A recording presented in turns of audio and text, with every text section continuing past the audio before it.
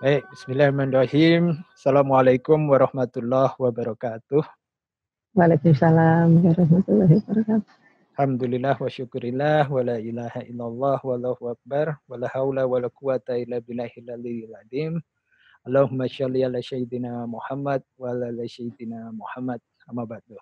Alhamdulillah para jamaah di program Bisa Mapan sekarang. Bincang santai menata kehidupan. Insya Allah seperti itu kita bersua lagi dengan seorang narasumber yang subhanallah saya sudah cukup kenal sama beliau. Di sini beliaunya adalah seorang ahli medis di bidang kedokteran gigi.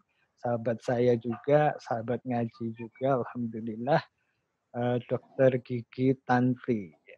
Ini saya sapa dulu supaya para pemirsa di sini tahu. Jadi di sini kita memang sengaja untuk membuat program ini semata-mata untuk mencari ridhonya Allah, semata-mata ingin berbagi pengetahuan-pengetahuan yang ada di sekitar kita yang mungkin kita belum aware atau kita belum sebetulnya kita sudah tahu, tapi kalau nggak diingatkan kadang-kadang kan kita lupa.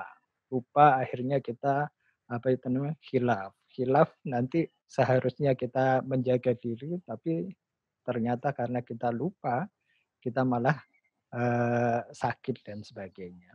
Beliaunya ini adalah seorang staf dulunya di Dinas Kesehatan. Ya, mari Di kita Puskesmas.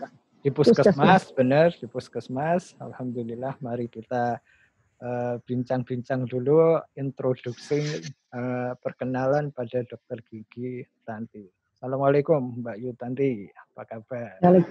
Waalaikumsalam warahmatullahi wabarakatuh. Alhamdulillah baik. Alhamdulillah sehat sekeluarga nggih? Insya Allah, alhamdulillah sehat. Alhamdulillah. Sebelum kita masuk ke tema kali ini itu kita ambil pentingnya atau pengaruh menjaga kesehatan mulut ataupun gigi di masa pandemi ini. Sekarang kan ini lagi tren ini pandemi karena adanya makhluk Allah yang namanya corona atau COVID-19 ini. Ya. Semua dampaknya kemana-mana dan intinya adalah di kesehatan ini. Nah, pada malam hari ini kita berkesempatan untuk ingin tahu lebih dalam lagi dari seorang ahli atau dokter gigi, ya. Karena salah satu pintu masuknya apa itu namanya virus ini terutama dari mulut kita.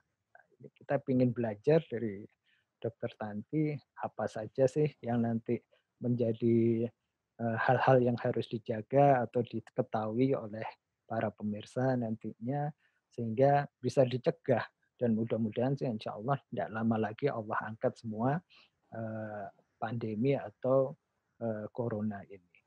Sebelumnya kita pengenalan Dokter Tanti. Dokter Tanti, monggo dikenalkan diri, siapa tahu nanti jalan-jalan lagi di jalan terus ada pemirsa lihat, oh itu kan yang dulu bicara ini Dokter Tanti ini yang memberi pemahaman masalah gigi. Monggo introduksi dulu Dokter Tanti. Alhamdulillahirrahmanirrahim. Terima kasih waktunya yang diberikan. Saya sebenarnya juga kaget kok bisa dimintai untuk berbicara seperti ini karena saya rasa mungkin ada yang lebih ahli daripada saya. Tapi saya coba sedikit berbagi yang saya tahu. Sebelumnya saya perkenalkan, nama lengkap saya Yudi Indriani Kristanti.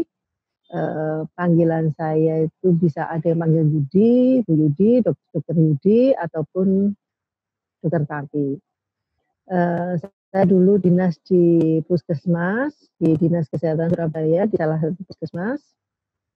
Kemudian sekarang dalam kondisi di PHK sama suami. Iya, benar. Nah, Bapak Ibu sekalian yang saya hormati, sebelumnya kita tahu bahwa sebetulnya masalah kesehatan gigi ini di era pandemik ini dibandingkan dengan dulu sebelum wabah corona ini, itu sebetulnya sama. Cara kita menjaga kesehatan gigi ini, cara kita memperlakukan oral hygiene kita itu sebetulnya sama. Cuman sebelumnya akan saya ulas sedikit. Mungkin semua sudah tahu ya, apa sih, sudah sering baca otomatis di WA, di grup WA ataupun dari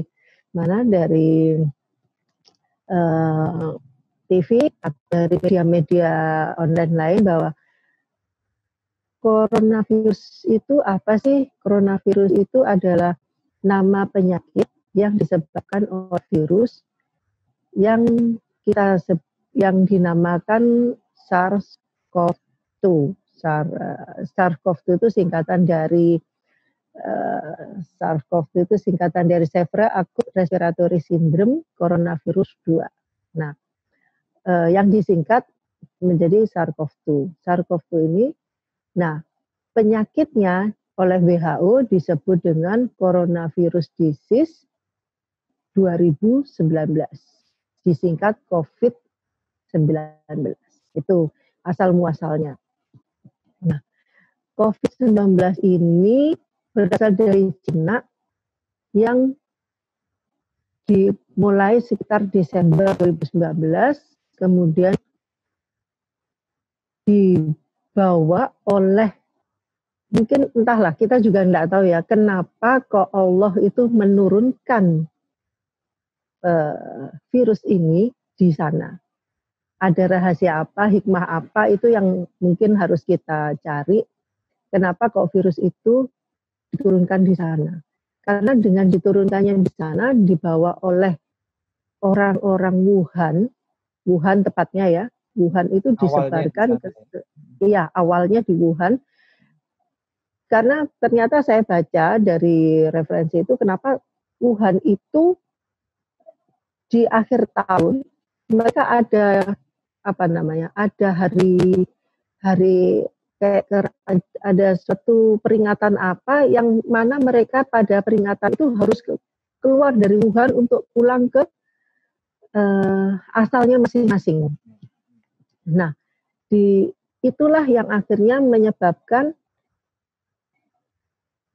merebaknya virus ini ke seluruh dunia. Nah, akhirnya sampailah ke Indonesia. Di Indonesia ini sampai ini sudah berapa? 100.000 lebih ya yang terdampak itu, yang terpapar. Dan Surabaya termasuk yang alhamdulillah paling tinggi dari juara 1. Nah, dari itu semua, apakah bagaimana kita menghadapinya? Apakah kita harus takut? Apakah kita harus, karena ini kan virus termasuk barang gaib, ya kan? Kita nggak bisa melihat dengan mata telanjang. Virus ini hanya bisa dilihat dengan mikroskop elektron. Nah, walaupun pasti semua Bapak Ibu sudah tahu bahwa virus ini walaupun dia ganas, tapi sebetulnya dia sifatnya sangat lemah. Lemahnya dalam artian apa? Karena dia hanya dibungkus oleh selaput mRNA. Dimana kalau selaput itu kena air sabun saja, itu bisa hancur, luruh. Tapi apakah dengan hanya seperti itu aja kita langsung, terus gak apa-apa, nggak bahaya? Jangan. Walaupun dia dengan air sabun saja dia bisa hancur, kalah lah istilahnya. Tapi teman-temannya yang hancur ini tadi kan dia masih jauh lebih banyak dibandingkan yang mati-mati ini tadi. Nah, kita juga harus tahu bagaimana cara penularannya. Penularannya dari virus ini itu melalui virus ini paling senang ada di rongga mulut. Virus ini paling senang ada di mukosa rongga mulut ini. Kenapa? Karena di situ ada reseptor. Virus ini perlu perlu inang, perlu tempat untuk menempel. Nah, itu ada di mana? Ada di dalam rongga mulut kita. Allah sudah menempatkan dia itu, kamu tempatnya di sana. Kalau mau menularkan ke manusia, kamu masuk dari situ. Ini nomor 1. Yang nomor 2 adalah melalui hidung. Yang nomor 3 adalah melalui mukosa mata. Selain dari itu, kita menemukan, penelitian menemukan virus ini ditemukan di tempat lain ada, tapi saya di sini kurang hafal. Hanya yang saya anukan di sini adalah melalui mulut, hidung, dan mata. Dari mulut ini tadi, virus itu kemudian masuk ke dalam mulut, itu melalui nasofaring, orofaring. Kalau dari mulut ke orofaring, kalau dari hidung nasofaring. Kemudian dia masuk ke saluran pernafasan dan dia menetap di paru-paru, di alveoli. Menetap di paru-paru. Ya, menetap dia di sana. Nah, menetap di sana, dia berkembang biak. Setelah dia berkembang biak, dia pasti mati. Nah, dampaknya berkembang biaknya inilah yang akhirnya menimbulkan dampak bermacam-macam pada kita. Nah, penularannya itu melalui ini ludah. Ludah ini yang ada di mulut kita ini, kalau kita itu berbicara gini aja, itu jarak kita bersin, menurut ini tadi saya tuh disuruh bikin PowerPoint sebetulnya sama suami, tapi aku sih gaptek Mas, gak iso gak PowerPoint, jadi saya tuh mau ngeser gitu enggak bisa. Jadi di sini kalau melalui kalau dia bersin, sudah pernah lihat ya, semua pasti sudah pernah melihat di medsos, dia bersin jauhnya lontaran sekian meter, 6 meter maksimal. Kalau dia batuk sekian meter, dia berbicara biasa itu sekian meter. Nah, dari situ semua itu yang memang jarak terdekat yang bisa menularkan itu adalah 1,3 meter. 1,3. Ya, sorry, kok jarak terdekat. Jarak maksudnya jarak paling jauh yang bisa dipencoloti sama terdampak virus ini tadi, itu 1,3 meter. Itu dia setelah itu tuh dia harus yang lontarannya keras, ya dari bersin, dari apa. Tapi kalau dari ngomong-ngomong gini tuh 1,3 meter dia masih, itu sudah jarak aman. Kurang dari 1,3 meter itu masih mudah tertular. Itu nomor 1. Yang nomor 2, dia virus ini itu saya nggak hafal ya. Kalau dia langsung masuk, omong-omongan langsung masuk ke dalam, nyiprat lah, air ludahnya nyiprat ke mulut kita ya, itu dia tidak memerlukan waktu yang lama, dia langsung berjalan ke ke tenggorokan. Ya, di tenggorokan ini dia di situ memerlukan waktu 3-4 hari sebelum dia meluncur ke dalam paru-paru. 3-4 hari dia ada di situ. Nah, pada saat seandainya 3-4 hari itu orang itu belum merasakan gejala. Masing-masing kita tuh beda. Ada yang merasakan gejala, ada yang enggak. Nah, pada saat 3-4 hari itu kalau dia merasakan gejala, itu nanti saya akan memberikan tips-tipsnya ya di akhir ini, di akhir sesi, apa yang harus kita lakukan. Nah, itu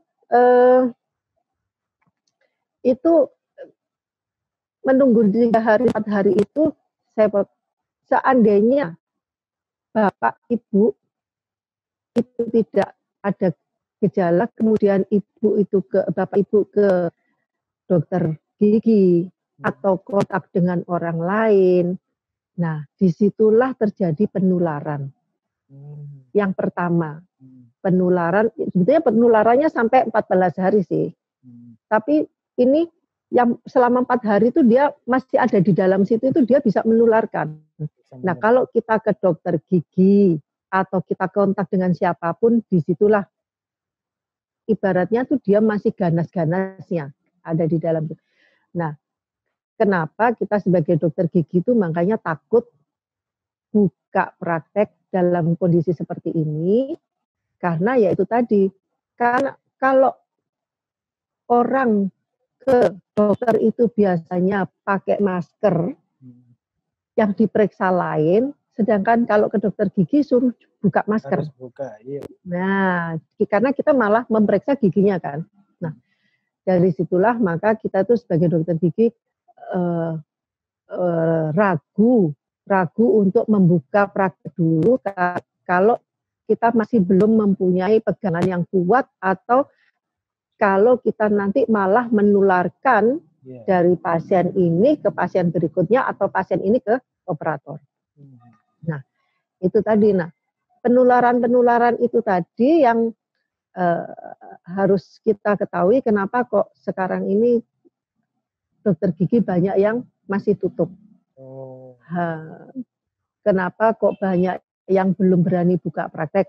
Sekalipun mereka buka praktek, biasanya screeningnya banyak. Ketat. Harus ini, harus gini, harus gini, harus gini. Nah, karena itu tadi kita mau meminimalisir agar kita bukan menjadi tempat penularan, menjadi sumber penularan. Itu tadi. Jadi maaf ini saya jadi memang ada kondisi saat ini di mana dokter-dokter gigi itu memang pada membatasi jadi ya. Iya, rata-rata kita membatasi untuk tidak melakukan tindakan yang ekstrim. Tindakan ekstrim itu apa? Tindakan ekstrim itu yang kita lakukan tuh misalnya kayak ngebur, orang giginya bolong, terus mau ditempel, otomatis kan kita harus ngebur. Nah, ngebur itu tadi menimbulkan menimbulkan percikan-percikan yang kita sebut aerosol, di mana aerosol ini tuh isinya virus kalau memang dia itu menderita. Nah, dari situlah kemudian karena keadaan ini tadi kita membatasi supaya tidak melakukan tindakan-tindakan dulu yang ekstrim, atau kita melakukan tindakan yang hanya emergensi saja. Itu tadi. Nah, tadi cara penularannya, kemudian kalau perlu saya sampaikan juga, siapakah yang bisa tertular? Di sini apa mungkin semua sudah perso ya? Siapakah yang paling rentan? Karena gini, saya sempat membaca, saya sempat mendengar bahwa wis gak usah percaya. Kemarin saya baca postingan, benarkah COVID-19 itu ada? Ini bohong, ini gini.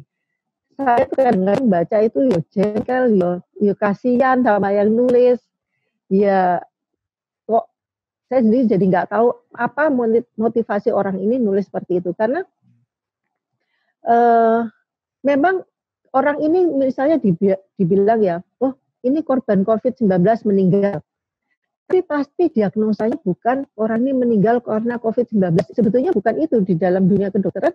Dia pasti meninggalnya itu tulisannya pasti karena gagal ginjal, karena serangan jantung, karena stroke-nya. Nah, karena itu yang ditulis.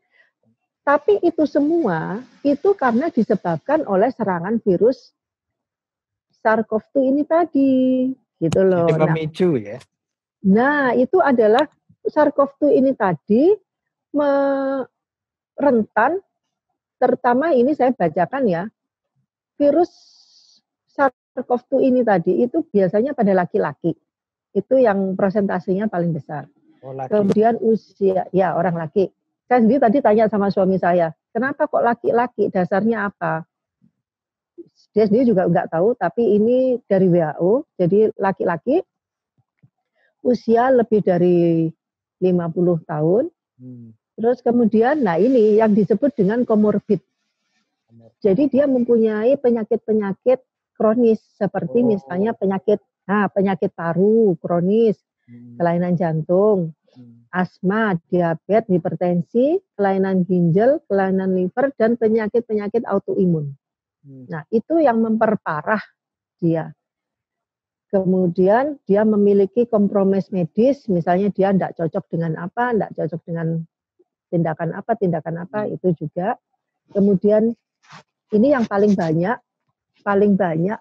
kebetulan banyak rekan-rekan tenaga medis itu juga yang meninggal karena obesitas.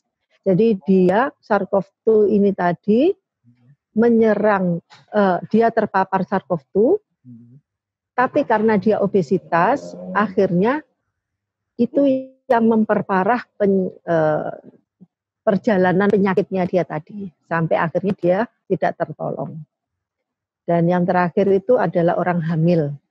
Karena ya orang hamil ini termasuk yang rentan, tubuhnya itu rentan terhadap virus ini tadi.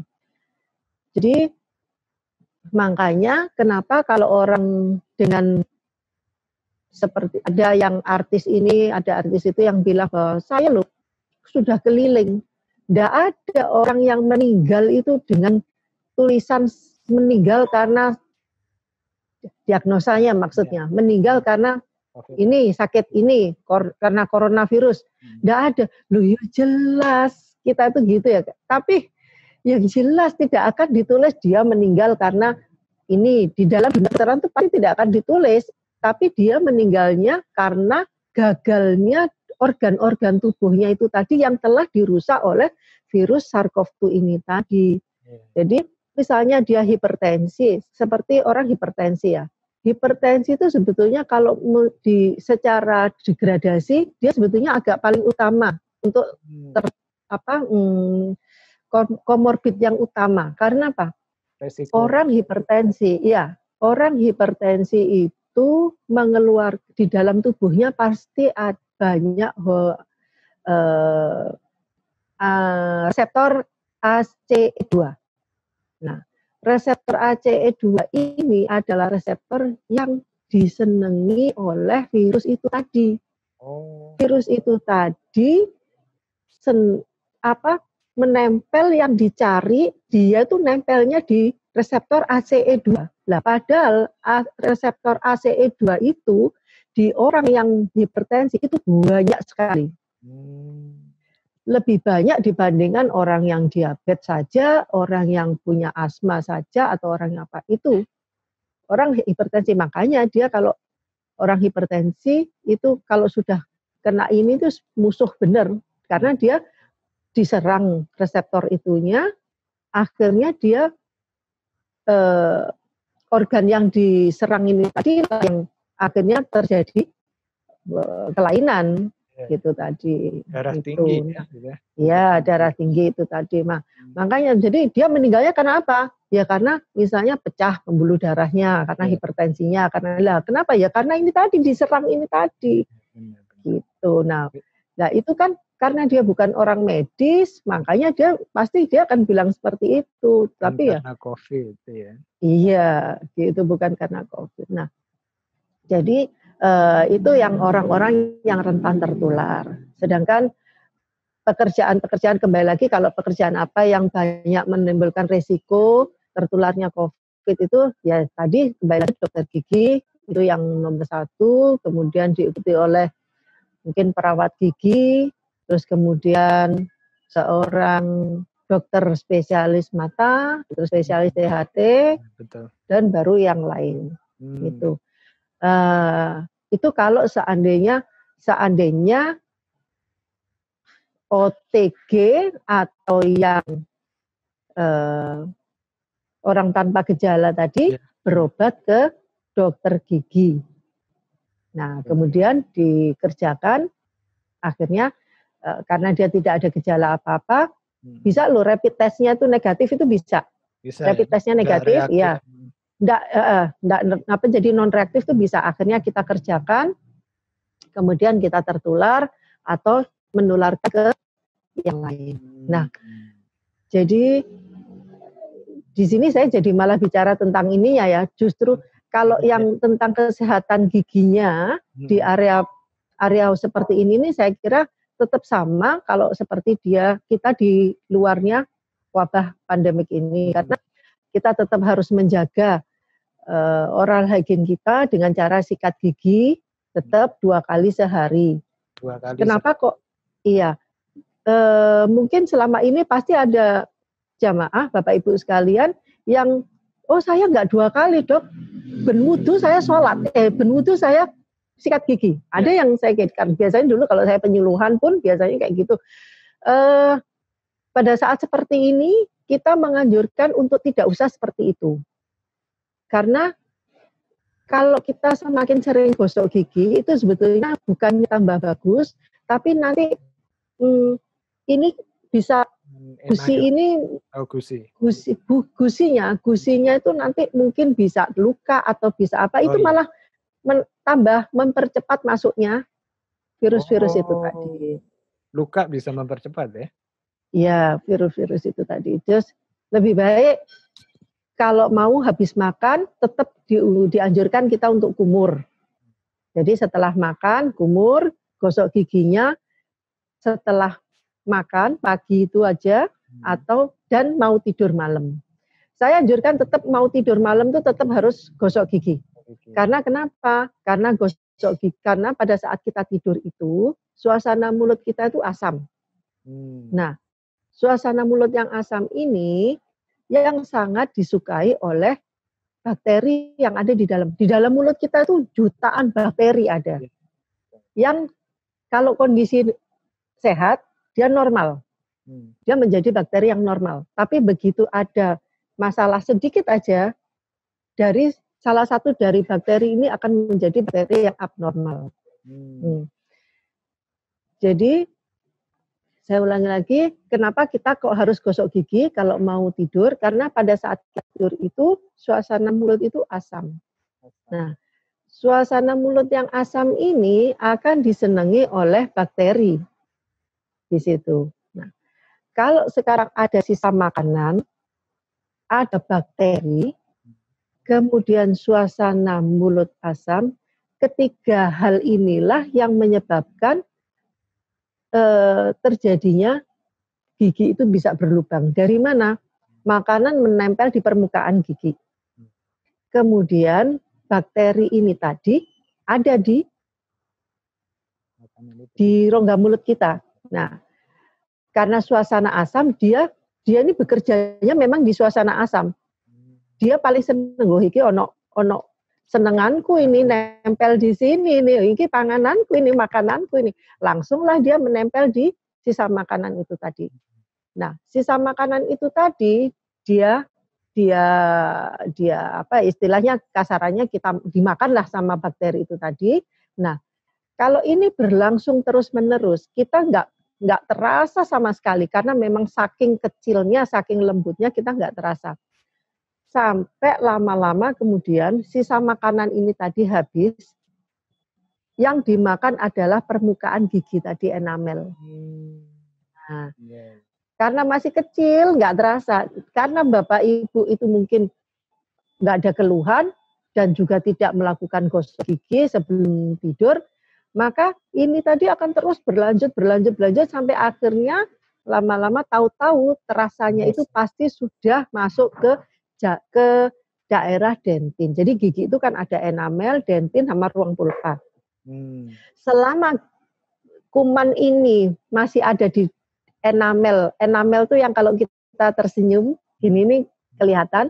Selama kuman gigi itu ada di enamel, itu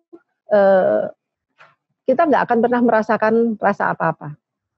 Nah, baru setelah masuk ke daerah dentin, lapisan kedua, baru akan timbul rasa ngilu, rasa nyeri. Nah, itu terus kalau minum dingin, celeng, minum panas, celeng, itu minum kecut juga ngilu.